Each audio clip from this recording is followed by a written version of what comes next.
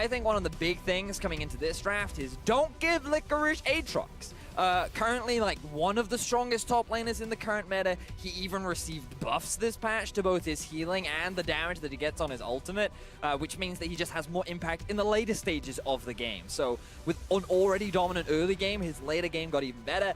And I just think you need to take it off the board unless you want to pick it for yourself. Now, the thing about Evie is he is a big carry player. This team, during the regular season, found a lot of their success playing through the top side of the map, getting Evie ahead, and when you put this man onto champions like Camille, he's able to outperform so many of the top laners within his region, and he really is impressive to watch, which is why we're seeing the ban come through. Yep, also an Aatrox ban there for Detonation. Focus Me, it joined Zillion and Rakan, so kind of a sprinkling of target bans there for DFM. Heimerdinger once again, though, will be banned away from Seros. Camille is also taken away from Evie, and I don't think he'll be getting it too many times here in the initial part of playing. And there's actually an Akali ban for Cloud9, so I wanted to keep that out of their hands as well. Now, the Urgot is available. This wasn't something that Evie played a huge amount of. He often played things like the Gnar, the Camille, the Fiora. He played a lot of split pushes during the regular season, but it looks like right now they are comfortable first picking it. Now, Cloud9 are known for their creative picks, and I wonder coming into the plains if they have something prepared for the Urgot, or whether or not they want to save it. If their expectations are to make it further into the tournament of the World Championship, maybe they want to hold on to that secret pick, given that they are just the creative squad. Yeah, and again, looks like sticking the comfort here. Kai'Sa Alistar almost instantly for Cloud9. For continuing to give Sneaky a very strong, reliable late-game carry, and Zeyzal a comfort pick that can engage. So they could either go for, oh, okay, they're immediately going to go for the Tahm Kench. This is the most played champion of Vivid. He has a lot of comfort on it, and it really does help against some of the engage tools that Alistar does provide. Even though Tahm Kench was nerfed once again on 819, he lost 70 base health at level 1. He is still considered a pretty solid pick in the current meta. He provides strong peel, and he's still a pretty good spot, especially into champions like Yao. It's interesting, you mentioned it's kind of funny to see DFM still play these champions, because both of them actually received some small nerfs. So between the two lanes, they've lost quite a lot of base health. Yeah, they did. That's a very good point. This is a much weaker duo than it was before, but the damage still exists. And that's the important thing to remember, along with the wave clear, is Blabber does in fact lock in his jungler. Yeah. While we're on comfort picks, certainly a big one for Blabber. It was often paired with the Zillion UC, so well banned there by Detonation Focus Me, and they'll continue the attack on Jensen here in the pick ban as they'll take away Rise. So Cloud9 looking to ban away some of the comfort junglers for Steel.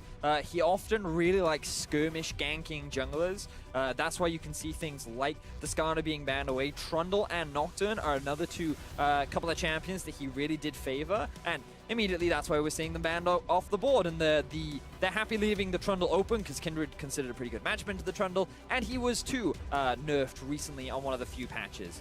So Cloud9 more than happy to give that one away, and I wonder what direction Steel will go towards. Gragas is still available if they want something that's often considered pretty good in the teamfight stage against Kindred, or maybe they want to go for an early skirmisher like the Xin Zhao, or something that can try and match her in terms of early game power. Interesting ban there from Detonation Focus Me. Respect to Jensen Zoe of all champions. Not something he's played that much of throughout the season, but certainly a very frustrating champion to play against. I think they're worried about a strong 2v2 from the side of Cloud9. Zoe plus Kindred means that you pretty much have control over the enemy jungle. And I just think the Detonation Focus Me want to show that respect, but we've actually got a Lissandra coming through. I'm going to say that this is a top lane Lissandra right now. Given the fact that it was blind picked, it does have the ability to be flexed between top and mid, but they are going to, I expect it to be in the top lane up against the Urgot, and we might see something like the Aurelia played mid lane, because Seros is known for playing champions like the Ziggs, which are just control mages, wave clear, and we know Jensen loves these kind of playmakers like the Aurelia. Yep, there is the Ziggs, a big comfort pick there for Seros, and of course the Xin Zhao. So Steel gets a nice aggressive jungler. And I am curious to see what this last pick is here, because Cloud9 have set themselves up well with some of this flexibility. But most of this year, Jensen has played so many utility champions. So to finally be back on the Aurelia Vedius will be a sight to see indeed. Good to see. I'm looking forward to this pick from C9. I feel like they've come in very well prepared into this draft. Something they do a lot of is early prioritize the Kai'Sa, get sneaky on something that doesn't necessarily win him the lane, but he knows that he can just hold his own against most matchups. They expected a control mage in the mid lane from the side of DetonatioN Focus Me. They expected the Urgot first pick because there's no way they're going to give it over to Licorice. They have the Lissandra as an answer in terms of wave clear and even potential gank setup.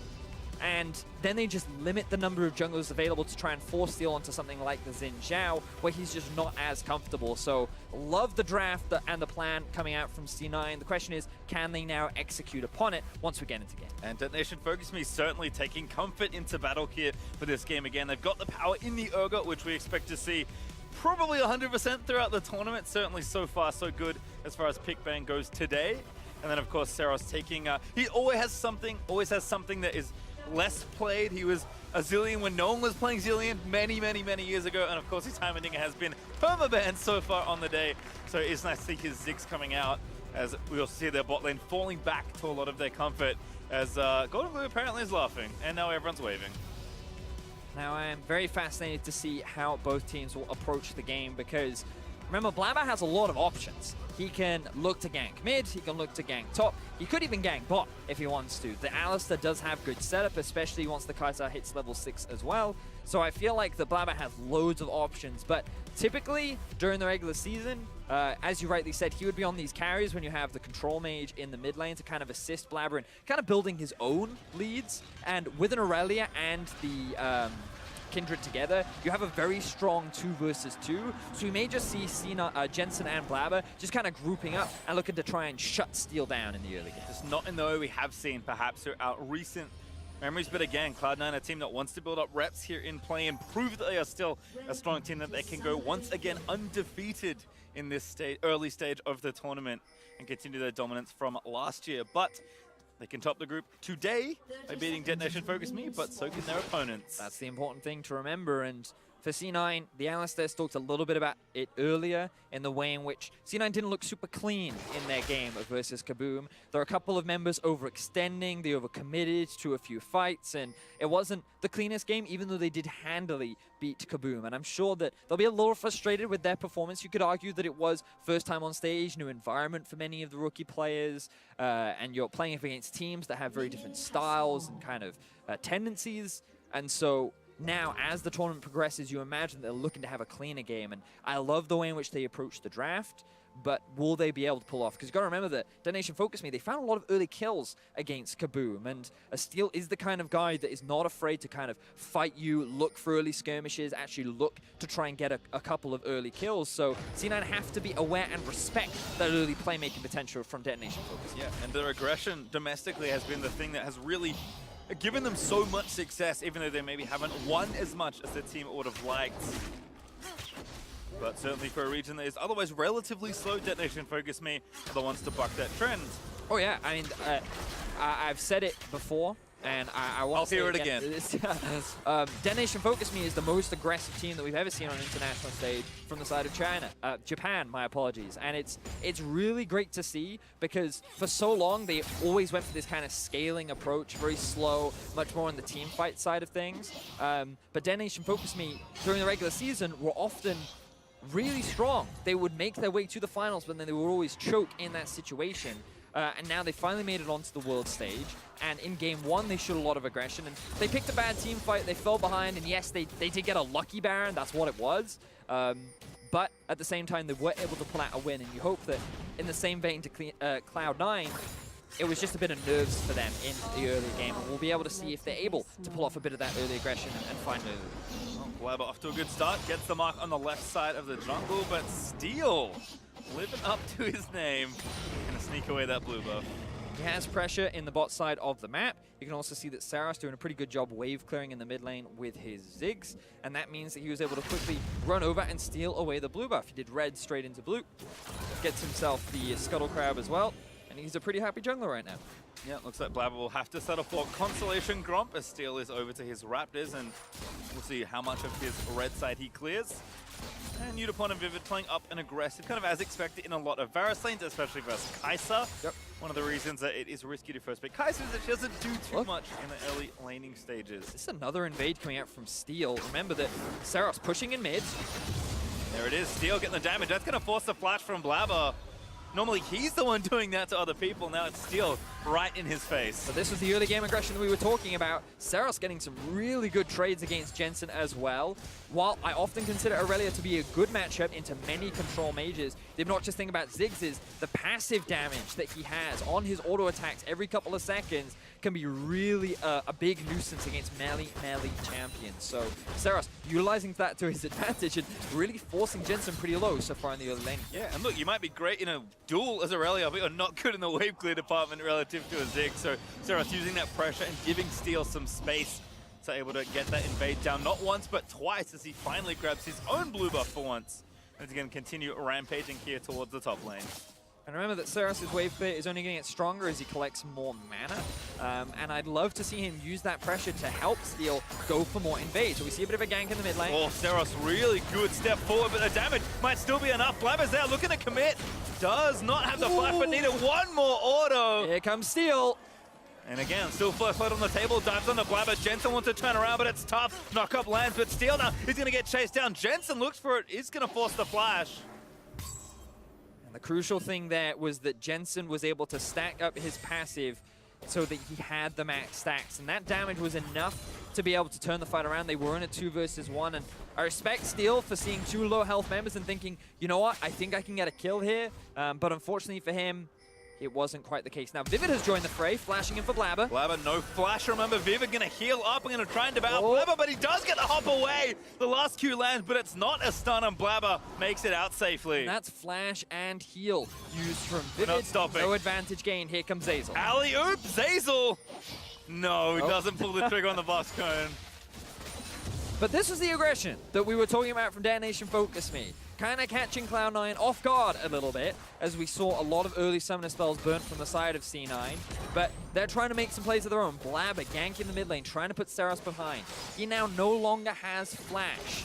So this means that this mid lane matchup is going to get very spicy over the next couple of minutes, because both junglers should look to make a return visit and see if they can get their own mid laner ahead.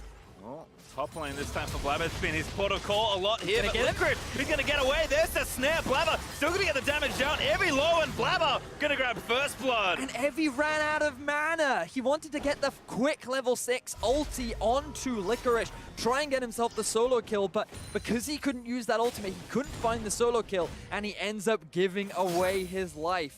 The idea was good. Unfortunately, the execution wasn't there. He's going to leave Jensen with some trouble. Or watch it again. Licorice again playing with fire, baiting Evie in. And there it is. He didn't have enough mana. So unfortunate there for Evie. If Blabber wasn't there, maybe, just maybe, he's able to find the kill. But the jungler was there in support. C9 read the play, and they were able to find themselves first blood. Got to think a level ahead. Unsealed Spellbook, swap to Clarity, get the mana, then do the all-in. Yeah, you're right, man. You're right. I was shocked, by the way, when I tested out Spellbook and found that Clarity was still some of the spell that I could take in the game. Fun every now and then. Unfortunately for Evie, for whatever reason, wasn't something presented to him, and it does go down as Blabber continues to kind of leave his imprint here on the game. And that would have been so big, right?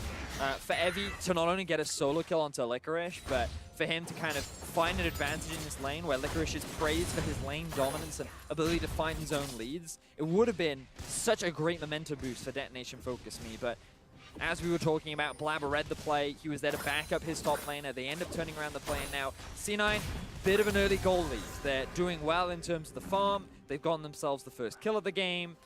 And things still looking pretty positive for C9, even after all the aggressive moves that we've seen from DetonatioN Focus. Yeah, and this lane is pushing away from Seros. That is dangerous territory. But he's Ziggs, so he can farm from that far away. All right, you're right. Not so dangerous now by the looks of things. So Steel, again, still using that wave push pressure to get some invades here. He's going to see the blue buff once again. Instantly moves in for the Steel. Has 4 members converging on this objective. DetonatioN Focus Me. They're ready for a fight if C9 want to pick one. Vivid is hanging around. Blast Cone, he's going to move Vivid over the wall. Also Infernal Drake up for grabs. As they're going to get the Scuttle Crab here and did successfully steal the blue. Looks like Seros may have been the recipient as well.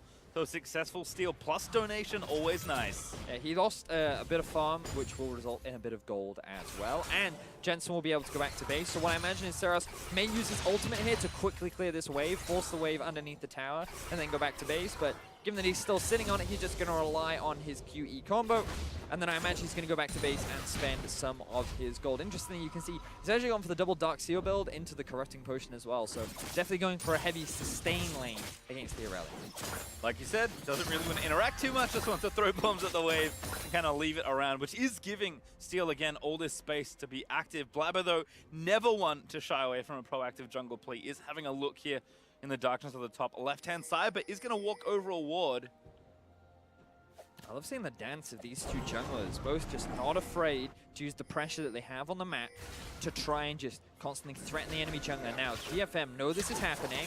They have all three members collapsing on the blue buff. We're going to see a fight. Yeah, Jensen here first, though. Blabber looking to try and steal it away. Blue buff, though, goes over. Evie going to dive in. Does get the shock down. Actually moves it back through. And that's a kill. Evie through the Kindred ult. He's going to get the snipe with the ulti. And now a 2v3. But Jensen with a massive Vanguard's Edge is going to take down Steel. Licorice, though, is low. Already popped the ulti. So he's going to claw over the wall and will get out to safety. Great turnaround there from Jensen, throwing out the ultimate and knowing that he has the damage combined with Licorice to at least get a kill and get away with his life. Ends up being a 1-for-1 as you see a bit of trading in the bot lane. Zazel pulls early. Unipon, they're going to pull the trigger on the ulti. Nice headbutt, though, to zone the AD away. Plasma starting to stack up a sneaky. Forced to run back with his support under the turret.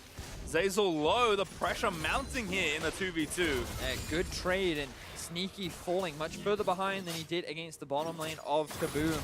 Just goes to show how aggressive they're willing to play. Saras now against Jensen. Great stun there again from Jensen, but no follow-up there with ult already down from the last engage. So will just be some harass instead onto the Corrupting Potion double Dark Seal. Catalyst 6 now. Definitely going for the same build, but here we are. We saw the ward earlier on from DetonatioN Focus Me. The ulti from Evie, he knew that with the Ignite there would be more than enough damage to drag him out, and they felt at this point they could continue on with the chase. You have the heal from Ziggs, you have the ulti from Ziggs, but there's the combined damage of a Lissandra and an Irelia. And smartly, Jensen holds onto his W to mitigate a lot of the burst damage that came out from Saras' ultimate and Evie that was just firing off his shotgun legs into the face of Jensen. So 1-for-1, as we were saying, Cloud9 now sitting at a pretty healthy gold lead, a lot of it coming off the back of the 2 kills that they picked up and the lane advantages that they found in both mid and top. So as we said, even though a lot of early game aggression coming out from the side of DFM, we're seeing C9 and Set and often coming out on top. Looks like items starting to get completed as well. We've got a Blade of the Ruin King already done for Udapon, and Stormrazor just picked up there for Sneaky. So perhaps the bot laners will start to get a bit more involved in the total map plays, especially again with this Infernal Drake ready to maybe be taken. Steel though is going to bite the bait and be forced to flash away. Vivid there also with the save. Going to make sure he gets out, but being low again, C9 can continue to apply pressure to this bot half of the map, or just try and take the objective. Yeah, they can just kick off the dragon. They have push in mid. The bot lane is there to assist. There's no risk of a jungle steal. I like it a lot from Cloud9. The use of the ulti there from Steel to knock C9 out of range meant that he wouldn't lose his life and gets away just barely. Heavy also putting a bit of damage down up towards the top side of the map. Another advantage gain in favor of C9. But I'm still keeping my eyes on Udapon down in the bot lane. Remember that he was the guy that stole away the Baron against Kaboom. He also had some pretty impressive team fights as the game started to swing back in the favor of DFM. And he's really putting the pressure down onto Sneaky and Zazel right now as Saras makes his way down towards the bot lane. Jungler is here as well. I think DFM have the right set on the first tower of the game. Yeah, really like this transfer of power here from DetonatioN Focus Me. It's kind of picking the lane that, you know what, has been going the best of all three. It's been a lot of scuffling in mid and top, so instead they throw pressure down to that bot lane, but looks like not quite enough timing-wise to get that push going, so they'll unfortunately have to back away pretty quickly off that play. Although Licorice returning with his proto belt back to top side, gonna have to answer this wave. Looks like everyone in general is kind of taking some recalls and like getting the map back in order. And to give a little bit more context on this Lissandra pick, I don't think it's necessarily a counter No. to the Urgot. I think it was very much the idea that they knew they wanted to pick something like an Aurelia into what they expected to be as Ziggs, and so they needed AP damage to come from somewhere. And when you think of safe AP champions that can be played top lane, Rumble, Ryze are two examples, but C9 recognized that they have very little utility. So they just wanted that extra bit of CC, and I think that's the reason why we saw that Lissandra up in the top lane. And also, I think the champion just does fine into Urgot as well. As you can see in terms of the farmers, right now an engage is happening. Steel again diving back in, but there's the stun into the proto belt. They're going to try and burst down Steel. They do grab a Blabber. Oh, he gets ulted again. Heavy gets the flash forward into the fear, and that's carnage on the front side. And a huge team fight win for Detonation Focus Me. 3 members of Cloud9 drop. Jensen, Blabber, and Licorice all die at the hands of a huge Mega Inferno Bomb from Saros. Now they have the right set on the mid lane. Incredible passage of play here as Unipon even grabbed the Rift Herald. Gonna channel that up in mid and get the first turret of the game, and the best one to get as well. Ziggs even throws down the satchel just to be sure. But my goodness, what a play. Beautiful stuff there from DFM. So let's have a look at the mini-map. You can see that right now it's just Steel by himself. Tahm Kench is on his way, but for the time being, it's a 3 versus 3. Teleport comes in from Varus, and then the ulti comes in from the Tahm Kench as well. And while Steel loses his life, he keeps the 3 members of C9 clumped up to allow the Mega Inferno Bomb from Saros to hit all 3. Evie can use his ultimate to find himself a kill, and then the chase down comes through. DFM, with a huge teamfight win, now hold themselves the gold lead against Cloud9. And that's the reaction I expect from an Acer Predator replay. What another turnaround play from Detonation Focus Me. And our Cloud9, they were kind of building up their gold lead slowly, thinking everything was A-OK. Detonation Focus Me came to us to play, Vedia. Oh yes, they did. And they are starting to test Cloud9 already. They secured the first tower of the game as well. And you know, they're kind of sticking to their style, which is what I love about this team. They have a strong 2v2 down towards the bot side of the map. They got a lot of comfort picks in the Ziggs, in the Tahm Kench. They got an early game skirmish jungler for Steel, which he's had a great game on. Yes, he is sitting at 0-2, but he's been the catalyst to allow the rest of his team to find a lot of these early kills. And at the same time, you've seen Evie holding his own against Licorice, getting to a point where he almost actually was able to find the solo kills. So DFM definitely putting up a strong case right now. They secure themselves the second tower of the game, finally holding themselves a bit of a solid gold lead over C9. But the important thing to remember is C9 still have scaling on their side. Ooh, exhaust thrown out there from the side of Evie. But Aurelia, still really good in late game fights. Lissandra, a mage that's going to continue to scale throughout the game, and the more AP she gets, the more that one-shot potential grows as time goes by. Blabber on the Kindred, and you also have a Kai'Sa, one of the best late game AD carries of the game. So things definitely aren't over yet for Cloud9. Their scaling is still an option as we see another gang in mid. Gets a good double stun, but the ult from Unipon actually gets through it. That's an easy Mega Inferno snipers. Detonation Focus Me continue to make plays. That was a very quick kill down onto Jensen. He even had his flash, but he could not react in time to the ulti from Unipon. Another tower goes down. DFM continue to be proactive. And again, we talk about Ziggs, not a champion we see that often in the mid lane. Held his own, counterpicked by a Jensen assassin, and is now just crushing down towers with the rest of his team and the help of his W. So with Infernal Drake coming back up in 55 seconds, pressure's continuing to mount for Detonation Focus Me. Gold lead is growing up to almost 2,500 gold ahead. And the funny thing is, when you talk about Japan, they've never really been able to perform. When you think back to international wildcard tournaments, when you think back to play-ins, this was the team that often many regions considered a bit of a free win, because they would come in, they would play very slow, they would rely on late-game team fighting, and a lot of that was because DFM was often the strongest team in their region, but would often choke in the finals, and they couldn't qualify for these international tournaments. But now they're finally here, and now we're seeing what the strongest team in Japan is capable of doing. And a lot of it is coming off the back of Vivid with his good roam, Steel trying to be proactive, and Saros with this comfort pick, with the signature champion in the Ziggs. C9 tried to counter pick it, and unfortunately for them, it has not worked out so far as the Infernal Drake is about to spawn. Well, we talk about C9 leaning on their Kai'Sa and their scaling in this game. They would love a second Infernal to shore that up, and they will likely need it given the pressure they're currently under. But all that considered, I'm not sure they can pick a fight that they are that likely to win. We'll see if they do want to contest it for the objective, but DetonatioN Focus Me are going to start this up. Jensen is in position to start something here. Drake is going to go down, though. Steel able to grab it. Here's a TP in, but Jensen's going to dive in. They're going to try and take him down. The Vanguard's edge out, and there's Zazel in the backline. Gets a double knock with the pole for Sneaky. Jensen's back around from Evie, who's diving in and again has taken down Blabber. He will pay the price as he goes down, as Licorice bought some time there in the middle, but his flash not used, as Unicorn able to take him down, and now C9 have to run. Going in. Vivid again, the Abyssal Void is going to cut him down, but he was too far forward, taken out by the Kai'Sa. Still Steel diving in, but Jensen is able to grab that stun after the flash.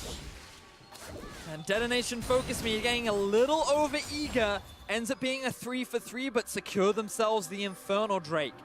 These team fights very close. It could have gone in DFM's favor if they hadn't overcommitted, but they had blood in their eyes, they saw more kills, they wanted to get that snowball going, and C9 effectively punished them. It all starts off with the Infernal Drake being started off by DFM, and you can see that in terms of the minion waves, it's perfectly fine for C9 to commit to this fight. The double TP comes in, and Jensen dives onto the backline with Zazel. Then it becomes a 4v1 on both sides of the map, but Evie secures a kill, while Zazel doesn't. Steel is able to flash out from the damage from Licorice, so he ends up just getting chunked out as he tries to escape because the rest of C9 were too busy dealing with Evie, who found himself a kill and was holding his own in a 1v4. Then they overcommit. Steel and Udapon aren't able to follow up, which means that they immediately turn around and find themselves another kill. So 2 for 2, Goldie's still in DFM's favor, but Evie is getting stronger and stronger, and you're seeing that without a reliable frontline on the side of Cloud9, it is very easy for Evie to just walk up to the backline and just melt through them. And poor Blabber feels magnetized to these ultis from Ogre. He has died every time I've seen him on camera to fear beyond death, so certainly tough for a champion like Kindred, who is very fragile and has to rely on her ultimate to live in a lot of situations, but not reliable at all once Urgot latches in. So I like what DetonatioN Focus have brought to the party. So they'll continue to apply that pressure as C9. Gonna have to just continue to bide their time and fight back the tides, because DetonatioN Focus are looking for yet another turret. Udapon gonna tank it up, but needs another wave, I think. Tell me, as a North American fan, you're a little surprised by the performance of DFM against C9 right now? Yes, I think especially because, you know, C9 kind of made a few mistakes that kind of beat up Kaboom in the end of that game, and DetonatioN Focus Me did look like they struggled to get some of that aggression. This is a very different game. Now they're the ones being aggressive, and it's very successful. Blabber just going to instantly flash away from the righteous glory Urgot.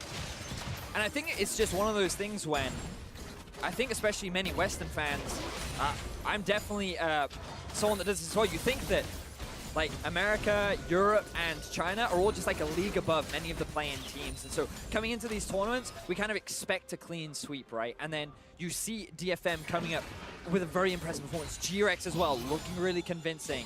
And it's just, it's surprising. This year seems to be like a year that many of the playing teams really seem to be a cut above what we've seen in the past. I'm excited for DFM. You know, the game still can be turned around by Cloud9. They're definitely not out of this game yet. We talked a lot about their ability to scale. Irelia on 2 items is a very strong team fighter. Sneaky, you can see, has already completed his 2nd item, but I feel like this was just a much closer game than many fans expect. I have to agree, and I think it's amazing what time does for anyone over a long enough period. NA is one of the oldest competitive regions of League of Legends, and Japan, I believe, is still the youngest.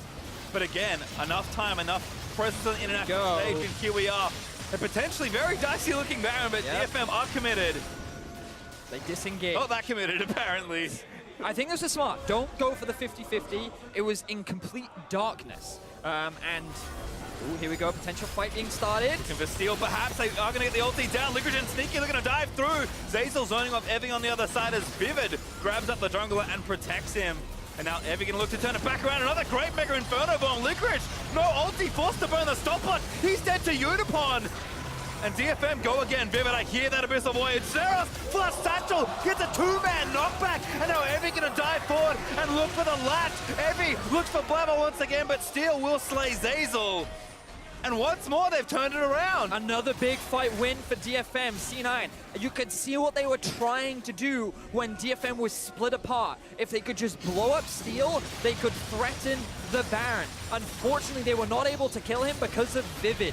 This guy came up so big with the Tahm Kench, keeping the jungler alive. And now, because C9 lose 2 members and the jungler's back in base, this will be a Baron from DFM. Yep, take the 50 on the right-hand side off the table. That's all DFM after that hard work, because we'll watch this one again. So you can see here, the eyes are on Steel. Sneaky and Licorice come around for the flank, but there's the ultimate from the Xin Zhao, plus Vivid flashing in to keep his jungle alive, and then it's just disengaged. Now Licorice, he has no flash, no ulti, and he's only got the Zhonyas, so DFM are more than happy to commit. And at this point, they're just like, wait, just chase, just chase. Saris is like, I can flash in, I can get the knock back. It comes through. If there was an ultimate from Tahm Kench, imagine bringing Evie into the backline, and this could have been so much worse for C9. Blabber's just barely able to get away with his life, but that's more than enough damage done for DFM to secure themselves the Baron. Very well played, and again, they continue to go up in gold. Now 4,000 ahead with Baron for well over 2.5 minutes, and another Drake is up in 8 seconds if they want to take it in and amongst this power play. Seros busy pushing top lane with Ziggs, is going to walk back and rejoin the team. Cloud9 continue to have to play defensive here and try and save some of these turrets from the incoming siege. The wave clear from C9 is not the strongest. They only really have the Lissandra to hold the wave, and magic damage that much harder to wave put against these Baron-empowered minions. You've also got to remember how strong Ziggs is in a siege, paired up with the Varus too, the amount of poke that they have when in terms of just damage. And on top of that, once the tower reaches a certain percentage, so it's just going to throw his satchel underneath, boom, instantly taken away. So DFM now grouping up in the mid lane. They don't care about the side lanes. They do have a slow push coming out from either side, and they're just slowly working their way onto this tower, and they're going to chip away at the health bars of C9. Yeah, going straight for this first inhib here. Going to try and take middle. Blabber again is open Zeyzal with a big pole. There's Licorice diving into the side of the team. He pops the watch barely to try and live, but again, Evie finds Blabber with fear beyond death, and Jensen does barely get a snipe onto Steel. He dances away, but I don't think he can go anywhere but the fountain.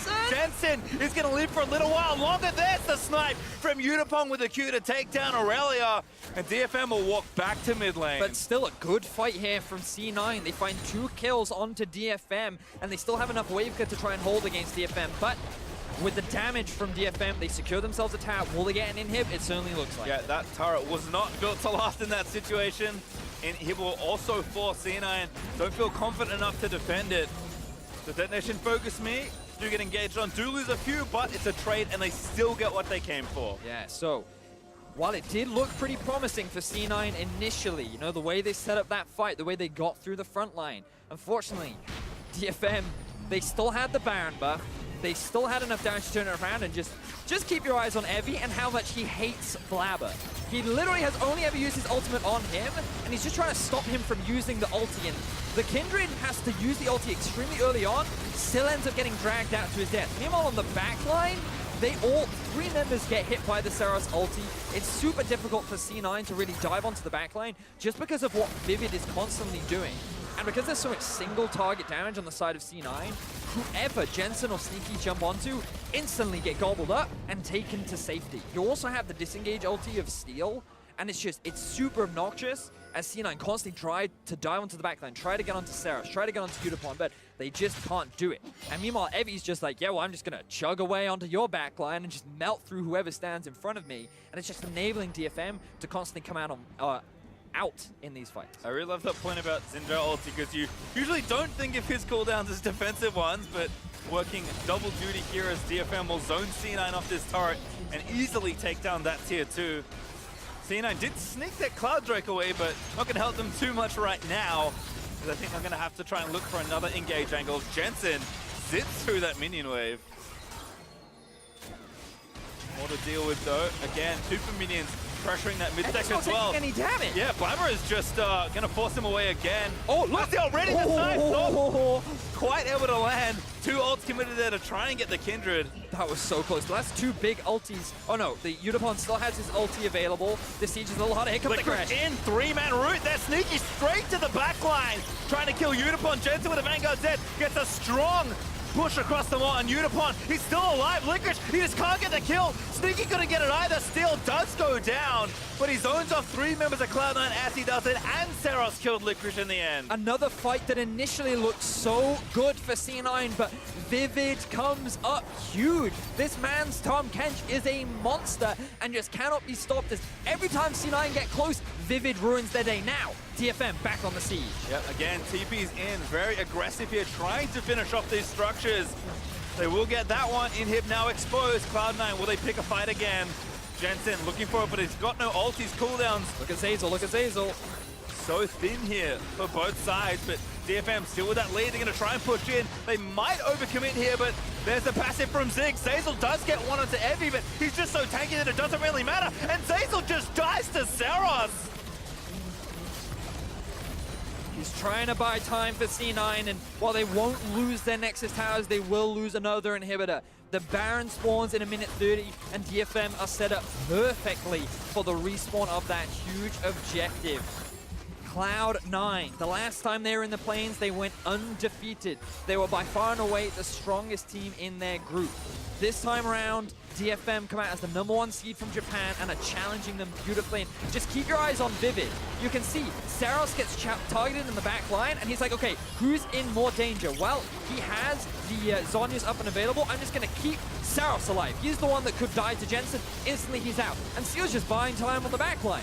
And it was great use of the double Zhonyas to just buy time, and it allowed Vivid loads of time to just figure out, okay, who am I going to save? Who needs to get out of this dire situation? He ends up saving Seros. Udapon is able to stay alive thanks to the heal that Vivid had as well.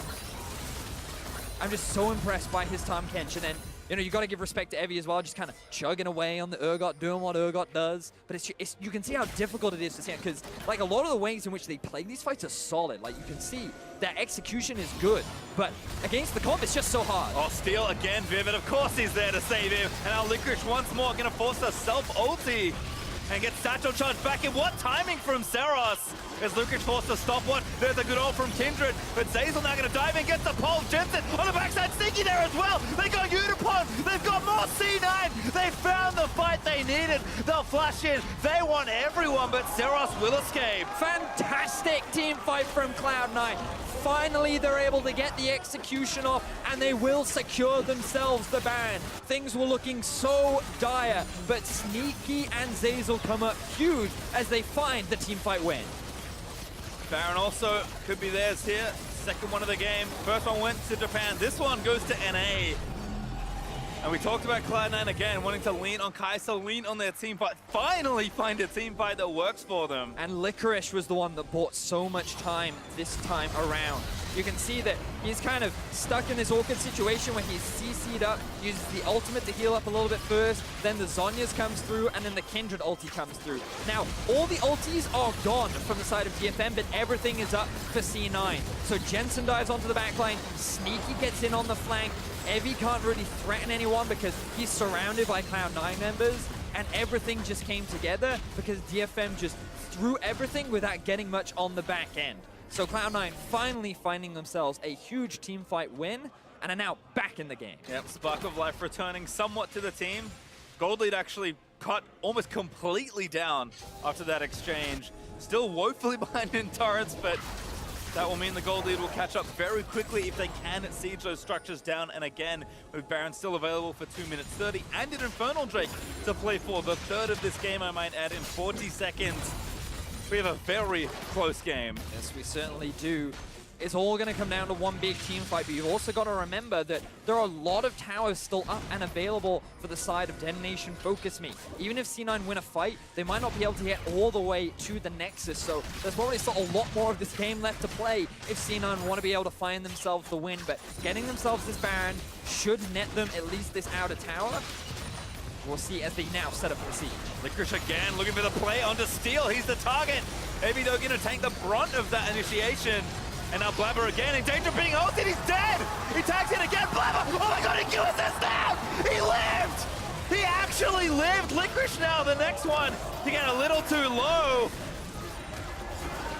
And now C9 are forced to retreat, and let it be known that no one ultis Blabber 5 times in a row and gets away with it. The clutch QSS just in time to get away with his life. He gets the ulti down as well, and they will secure a tower and an Infernal Drake, but that was very close from C9. It almost resulted in another big teamfight win for DFM.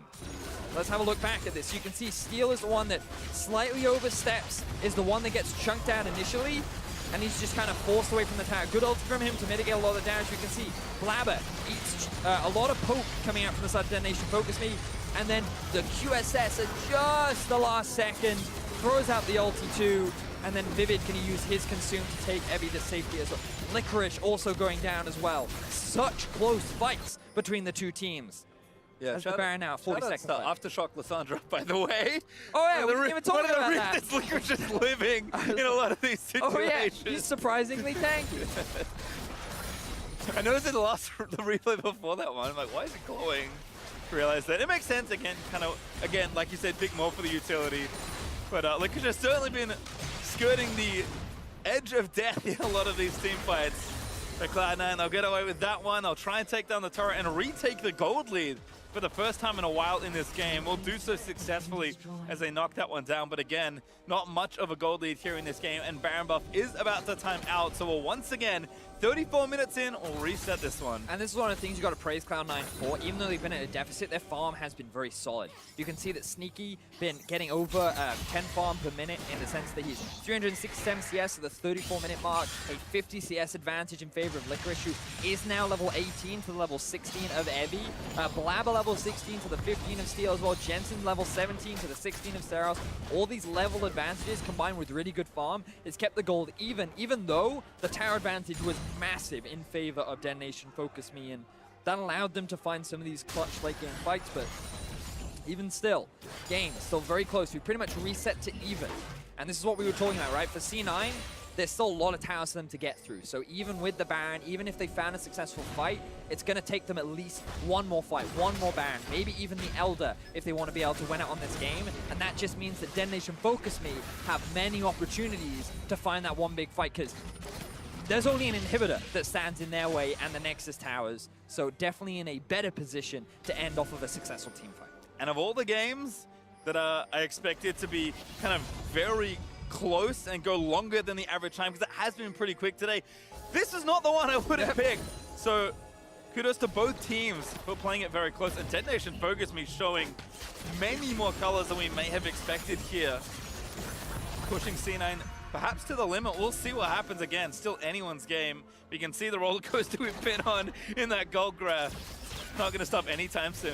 And I think Sneaky's going to be the biggest factor in these fights. Level 17 now, has 4 items completed plus the boots. The late game Kaiser is definitely devastating, and we talked about the scaling potential for C9, their ability to team fight in the late game. They've already shown that their execution in team fights is very good, and now they're at a point where their champions are very, very strong. So definitely kind of starting to give the edge towards C9, but at the same time, Detonation Focus Me, a lot of poke on their side. When C9 is setting up around these objectives, there is the risk to eat a lot of these Ziggs bombs, eat the Q from the Varus poke, perhaps get chipped out by Evie as well. There's a lot of things that can kind of set DFM up for an initial start to the fight if the enemy team loses half their health. But I think you might have summed up kind of one of Sneaky's biggest strengths in just a line there, because he is so reliable for this team, not just from his marksman play, but in how he leads and his experience, given how many times he has been to Worlds. He has never missed with this organization. Had a very strong Worlds last year as well, for a player that has often been unremarkable domestically. Somehow he gets it done. May do it here again on the Kaiser, but there are no guarantees in this game. That much I can tell you. That's for sure. I cannot wait for the next team fight. As Baron spawns Coming in up soon. 30 seconds. It's definitely going to be soon. Slow push in the bot lane. That means that a lot of farm is being lost for the side of DetonatioN Focus Me, and the lack of teleport for Evie, I think, is making it difficult, because you can see right now that because of a slow push, like a lot of red minion farm just kind of goes to waste, which means that no experience or no gold goes into the pocket of Evie, whereas Licorice is going to scoop all of it up. So he's just going to, he's already level 18, so that's not much of an advantage, but he is also going to get to spend a bit of extra gold. He can go back to base, he has the teleport as well. So definitely a big pickup there, and he's now almost 100 CS ahead of his top lane counterpart. With this wave pushing in, he knows he has TP, so he can join the rest of the team should a Baron fight kick off, and this is just another lane that they can start to threaten. The Evie has to go and answer. And Cloud9, I think, falling back to a lot of their experience here, just playing it kind of slow, wanting to get the lane set up and give themselves the best opportunity at that next major objective, but Evie is going to rotate himself down here and scoop up the wave now that Licorice did get pushed in. Depending on what page of his spellbook he's up to as well, may have teleport ready to go. I'm going to imagine so, given where he is on the map right now.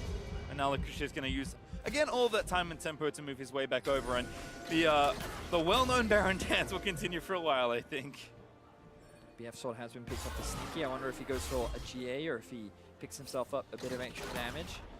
You can also see that final item on its way for Yutapon as Steel close to getting caught out there.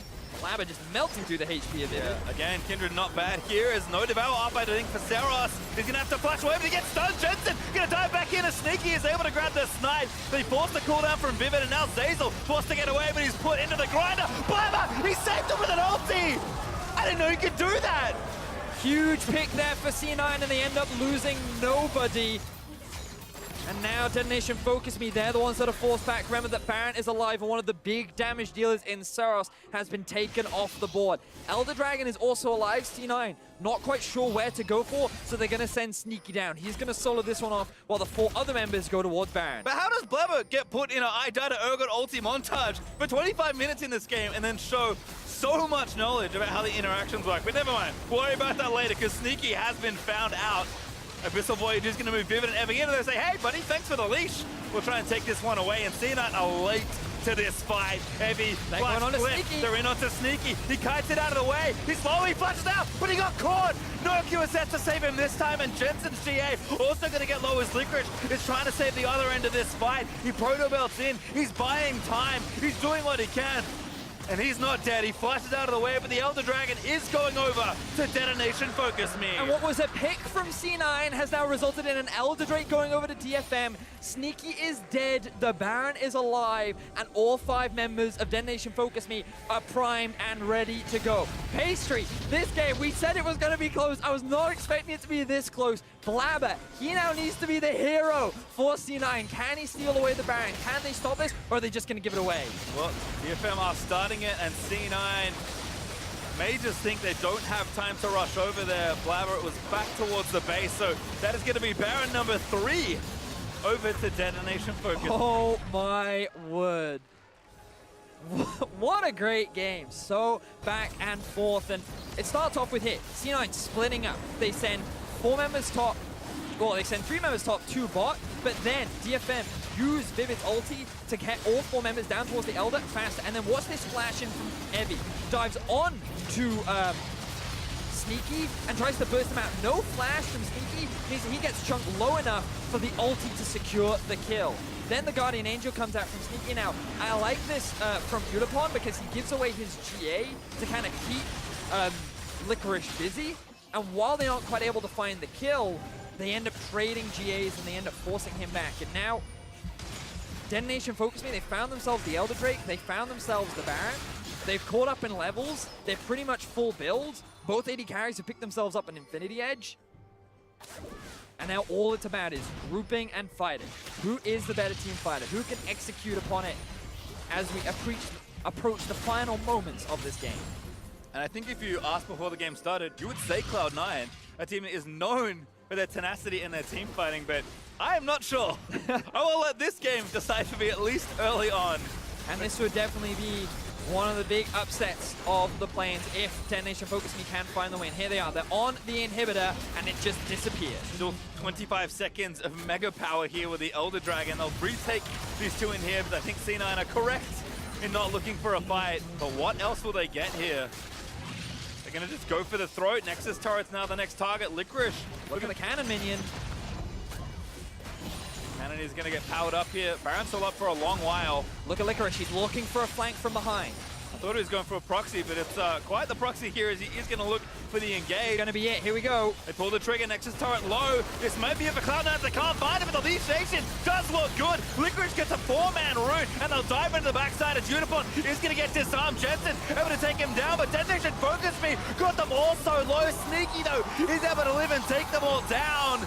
And that's an ace for Cloud9. Cloud9, 5-0. Their base was in the sight of DFM, and they're able to pull off the fight. Pastry, we said it was going to come down to one final team fight. Expectations were that Cloud9 are the stronger team fight team, and they pull it off. They've got a long way to run, though, and the wave is pretty late to catch them. Still a tier 2 for them to chew through here. I don't even know if they've got enough time. I feel like they will be able to do it. Pastry, that's still 25 seconds on the death timers of anyone from DFM. You can see the frustration on their face, but Cloud9 should be able to make the comeback happen. Looks like the time is just about right, as they will plow through. The wave catches up, and Cloud9 will mount the comeback, I suppose, to push themselves 2-0 in this group, but DFM did not make it easy. And it all came down to one final fight.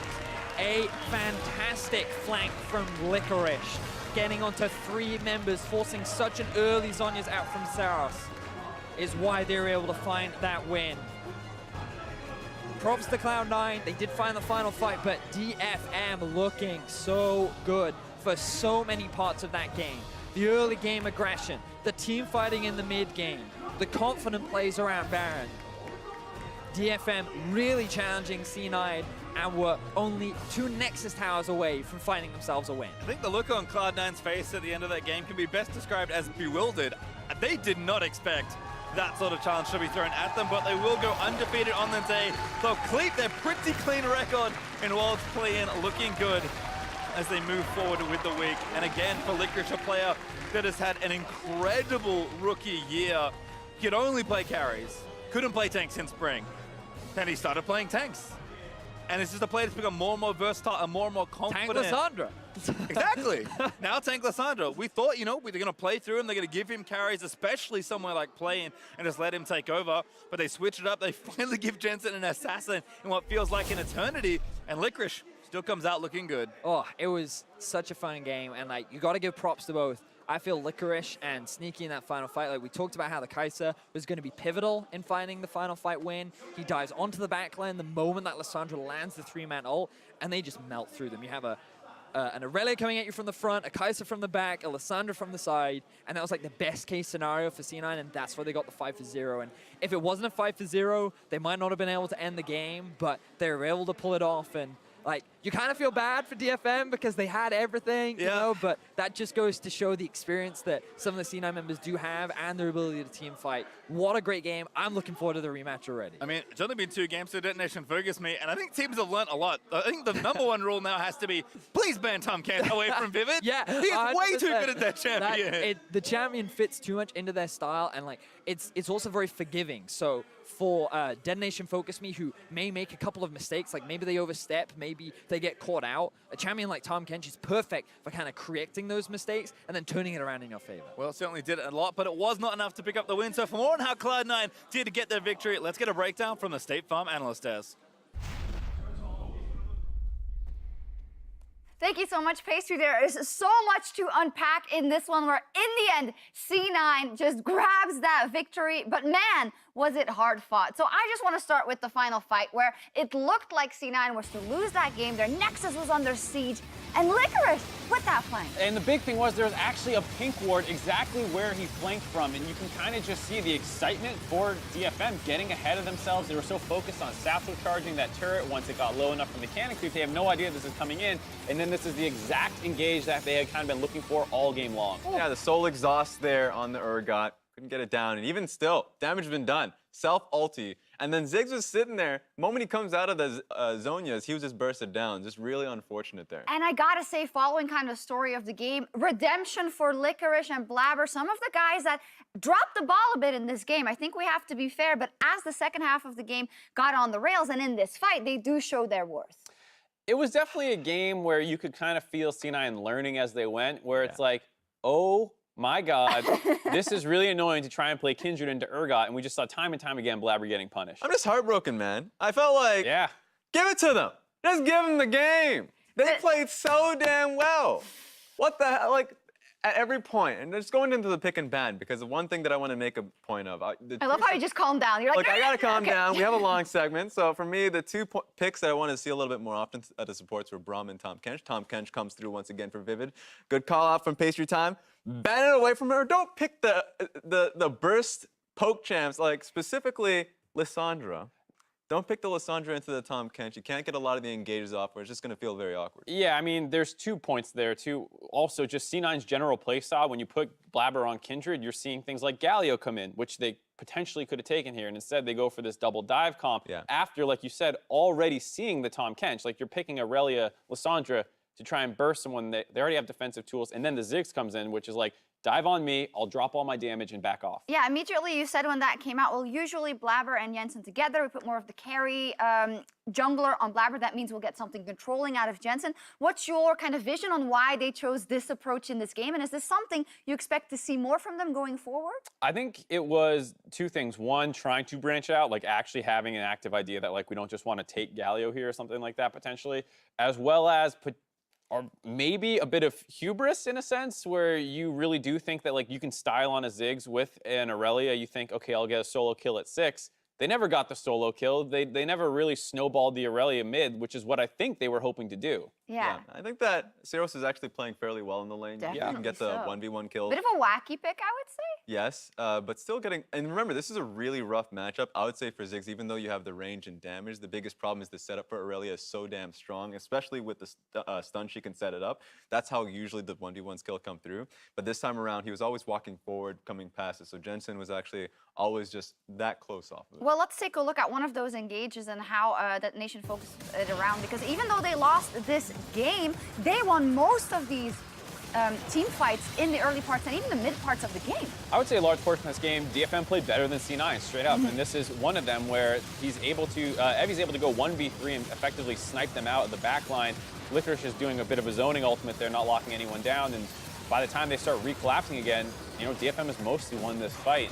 And this is how a lot of these engagements looked, with Blabber dying to Evie, who was in the middle of the enemy team. And C9 didn't have the damage off a full build Kai'Sa yet to chunk through that very tanky Urgot. It took until 27 minutes before the QSS was built up by the Kindred, so wasn't able to deal with the Urgot ultimate every single time you get pulled out. Well, guess what? It's useless that he wasn't being able to put down his own ulted down. Yeah, and it did look like C9 was trying to, as you say, learn as they went. The composition turned out to be a lot more difficult with the fact that the Tom Kench was saving on, with the fact that Urgot was sniping out those targets. And by 30 minutes in the game, it seemed like it clicked for C9. They took control of the game back in some very interesting team fights.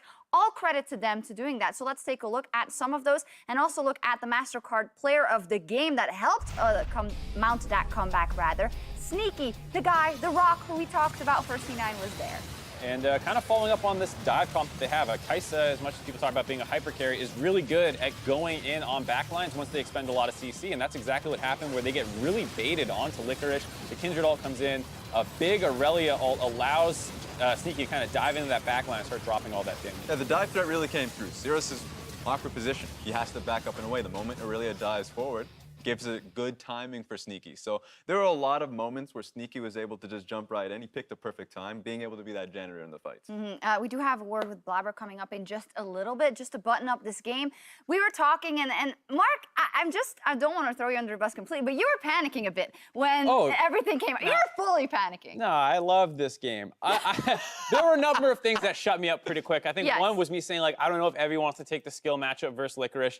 He did. Yes. Maybe a little bit rough in lane early on, but then he really played well throughout the game. And then C9's decision-making was really questionable. And over the course of the game, I think you really did see the rookie inexperience be a big problem for them. I think that's a good point. I mean, one of the things we also wanted to mention later on is also where C9 wins the fight, then they look like they can go for Baron, but they get sneaky to start the Elder Drake, and then they end up being collapsed on. So in terms of both decision-making and team fights and further, Reaper has something to work with here. There was a shot of Reaper during this game. My He was God. like, they are getting the belt after this one. Now, I also don't want to be too negative because they're still 2-0. They're topping their group, and we did have some question marks about the rookies, and maybe it's good they get the jitters out now. Yeah, they needed to learn these lessons before they got into a group stage setting, Yeah. if they can get this. So that's the second win. Congratulations for them on the day.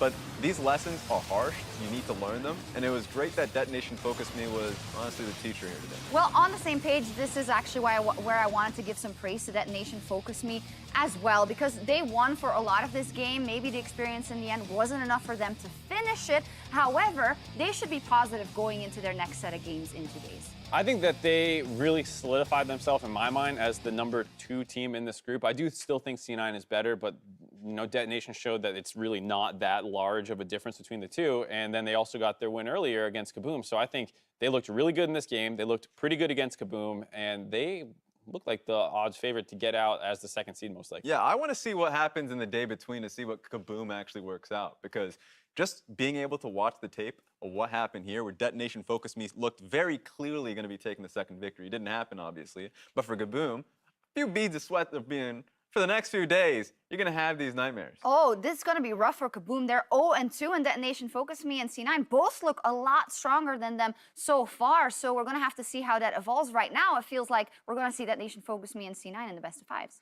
Most likely, I think Detonation Focus Me, we talked a lot about like their unique style. It helped them in the Kaboom game with the Karma mid, and then this time the Ziggs felt like, hey, we play Assassins into Ziggs and it'll work out. And then you're not as practiced on killing Ziggs as Ziggs is at surviving against Assassins. So I think Detonation having their own style is a huge part, especially early on in the tournament before people have time to watch it and getting early wins. Hey, who knows? Maybe it comes down to a Detonation Focus Me Cloud9 rematch for the #1 spot. Are you willing to say that Cloud9 is 100% getting #1 here? I'm all right. Yeah, I mean, he's taking some time because he obviously has to, take in what already happened in the last game. 100%. Like, I think Cloud9, sure, they're learning lessons, and in fact, the second game looked a little bit worse than the first game, but ultimately, they just have strong players, creative players. The fact that they were able to find this game after what was like the Baron buff, Elder Dragon going onto your Nexus tower, still being able to find the team fight, that's a level of creativity where you have to respect them even at a massive deficit. I'd have them coming out. Either they have a stronger early game or they can come back later. Well, we gave them enough time. Yes or no? Yeah, I think for sure. Now that they're already 2-0, it's a lot easier to get out as #1 seed. Okay, well, we do have an interview with Blabber coming up very quickly. They're just setting up for that right now. So let's maybe get back to that topic of the rookie performances so far today, if you'd have to sum it up for C9.